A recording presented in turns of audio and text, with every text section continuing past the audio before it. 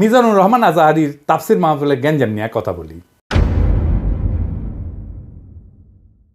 সিলেটে যেভাবে মিজানুর রহমান আজাহারির ওয়াজের শেষে হট্টগোল করে বন্ধ করে দেওয়া হয়েছে, তাতে আমি হতবাক এবং ক্ষুব্ধ। শুনেন তার কথা, শুনেন শেষ দিকের কথা। এই জায়গাটাতে এরকম কেন হইলো? শুরুতে তো এটা ছিল না। এখন আইন শৃঙ্খলা বাহিনী তোমাদের সাথে লাঠি চার্জ করবে, ধাক্কাধাক্কি করবে, তোমরা আমার সাথে এটা হবে এরকম? তোমরা তো ব্যথা পাবা তো। বসো না, সবাই বসতে পারলে তোমাদের কি? বসো। এটা আমি এখন পরিকল্পিত কিছু হতে পারে এই ধারণাও করতে হবে আমাদের। লক্ষ লক্ষ মানুষ বসে আছে, তোমরা একটু শান্ত হবে না? হ্যাঁ, বসো। আর 2 মিনিট একটু কোঅপারেট করো। 2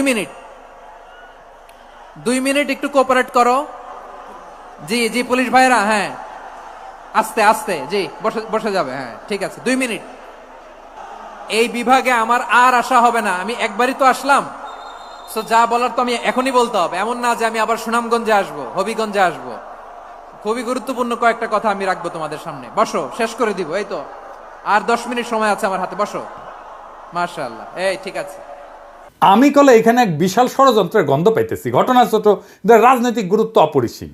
আজারি সাহেব নিজেই কইছে যে সামান্য জায়গায় একটা অল্প কিছু লোক এই কাজটা করেছে। শুনেন, পুরো লক্ষ লক্ষ মানুষ, আমি তো দেখতে পাচ্ছি কত লক্ষ লোক হয়েছে। একটা জায়গায় কোনো সমস্যা নাই। এখানে কয়েকশো ছেলে পেলে এই ধাক্কাধাক্কি, না নিজে শুনতে পারতেছো, না অন্যকে শুনতে দিচ্ছ, না আমাকে বলতে দিচ্ছ। কি করতেছো তোমরা? এগুলো কি করতেছো? আমি আজকে just as a gesture of goodwill, আমি নামটা কইলাম না কে করিছে, কয়া দেবো কিন্তু কে করিছে এইটা। এই হট্টগোল হয়ে কেন সুষ্ঠুভাবে শেষ করতে পারলেন না তাফসির মাহফিল আজারি সাহেব? কারণ বিএনপি নেতারা প্রকাশ্যে বলিছে মাহফিলে আজারি সাহেব হেস্তনেস্ত শিকার হবে, এটা কইছে বিএনপি নেতা।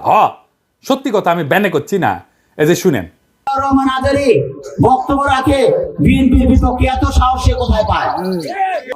আপনি এই জামাতের পক্ষে কথা বন্ধ করেন, নাহলে দেশের মানুষ যেভাবে আপনার এই যে মাহফিল করে, মাহফিলে কিন্তু আপনি আস্তে আস্তে শিকার হবেন এই মুসলিম লীগের কারণে। কারণ এই মুসলিম লীগ কিন্তু বিএনপিকে পছন্দ করে, এই মুসলিম লীগ কিন্তু অন্য সংগঠনকে পছন্দ করে। কিন্তু আল্লাহর নামে স্লোগান দিয়ে, ধর্মের কথা বলে, মাথায় টুপি লাগিয়ে, পাঞ্জাবি পরে বিএনপিকে বলবেন না আপনি, তাহলে কিন্তু হ্যাস্ত শিকার হবেন। আবার যে কোনো মুহূর্তে কিন্তু আপনি দেশান্তর হতে পারেন। ঠিক তার পরদিন এই ঘটনা ঘটলো। তার আগে তো অনেক নেতা, রিজভী ভাই তার সহকর্মীদের তাতায় রাখছে। এখন আজারির উপর কেন বিএনপি বিলা?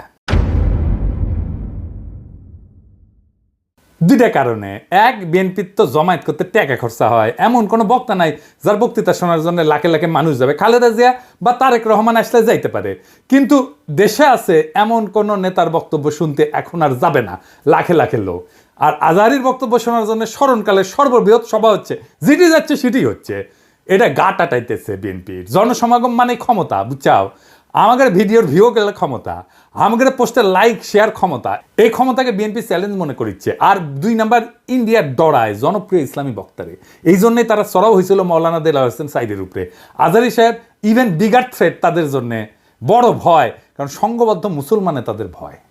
আজহারী জামাত করে না, তার বয়স কম, তারা যুদ্ধাপরাধী বানাইতে পারবে না। চমৎকার কথা বলে, আধুনিক, মননশীল, অপূর্ব সুন্দর গলা আর চেহারা, মাশাআল্লাহ, ইংরেজি বলতে পারে ভালো। এইরকম একজন দায়ীকে কোনোভাবে টলারেট করবে ইন্ডিয়া? করবে না।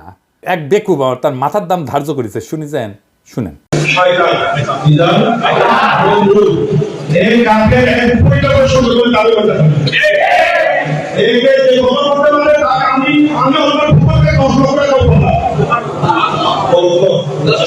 দেখেছেন তার জানের উপরে উঠে গেছে। পুলিশকে করছে ওই হারামজাদার এখনই ধরে প্যাকেট করেন, ওই যে কইছে 10 লাখ টাকা দিবে, ও প্যাকেট করেন। বিএনপি নেতারাও খুব অপমানজনকভাবে কথা কইছে যে আজারি হুজুর পিছে লাগিছে। দেখেন দুদু ভাই কয় আজার নাকি মাজার কি যেন আছে, দেখেন শুনেন। ওই যে কে যেন আজার নাকি মাজার একজন আছে। দুদু ভাই, আপনারা যে বিএনপির দুদু বলে এটা জানেন? হ্যাঁ, দুদু বুকের দুদু নাম বিকৃত করেন কে? বেদবি কুটি থেকে শিখেছেন? আপনার কর্মী আপনার কথা না শুনে আজারি হুজুরের কথা শুনবি? এটা জানেন না তো? কর্মীর সাথে তো যোগাযোগ নাই, জিজ্ঞেস করে দেখেন। আজহারী হুজুরের নাম শুনলে কয়বার সালাম দেয় একটু শুনেন আর আপনার পিছে যে কি কয় শুনেন। নিজেরা বেশি হারকুলিস ভাবেন না, বুঝছেন? ওগুলোর দিন বাগে খেয়েছে। আওয়ামী লীগ আমলে ওয়াজে এসে আওয়ামী লীগ নেতারা চড়াও হইতো না, দেখেছেন না? চড়াও হইতো না। এখন বিএনপি নেতারা চড়াও হচ্ছে। এই যে দেখেন, এটা আমার শহরে বগুড়ায় মাওলানা বজরুল রশিদ মিয়া, আমি কলে খুব পছন্দ করি, খুব চমৎকার একজন আলেম, কলে খুব সুন্দর ওয়াজ করেন। ওনার উপরে চড়াও হয়েছে, মিজাজ খারাপ হয়ে গেছে দেখে। আর চড়াও হয়েছে কে?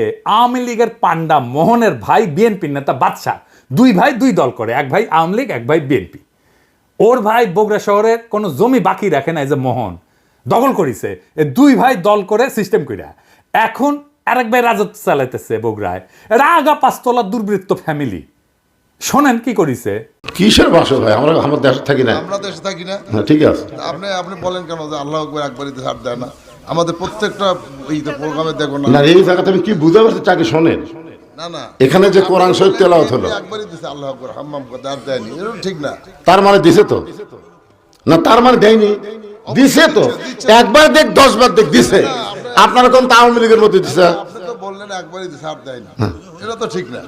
আমি একটু আমার প্রধান বক্তার সাথে দ্বিধার করেছিলাম যে উনি বলতে চেয়েছিলেন যে একবারই হাম্মাম সাহেব বলছেন, এটা তারপর কি বলছেন আমি আসলে এই করি, যখন বলছে একবার বলেছেন আমি সেটাকে দ্বিধার করেছি। আমরা ইসলাম কারো ব্যক্তিগত সম্পত্তি নয়, ইসলাম সকল মুসলমানের সম্পত্তি।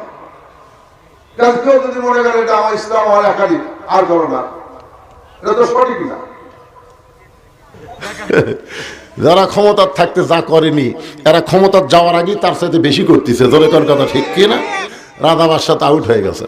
মাহফিলে যারা যাবেন, কোন রাজনৈতিক নেতা যদি আলেমের সাথে বেদবি করে না, একেবারে পায়দা ফেলাবেন, পারমিশন দিলাম, আমার নামে যেন কেস দেয়, আমি কয়ে দিছি। আর হুজুরেরা আপনাদের বলি, বেদবি নিয়েন না। আপনারা কোন আক্কেলে এই সমস্ত রাজনৈতিক দুর্বৃত্তদের ওয়াজের মঞ্চে আপনাদের পাশে বসতে দেন? ওদের সে যোগ্যতা আছে আপনার পাশে বসার? পাবলিকে তো আপনার ওয়াজ শুনবার এসেছেন নাকি?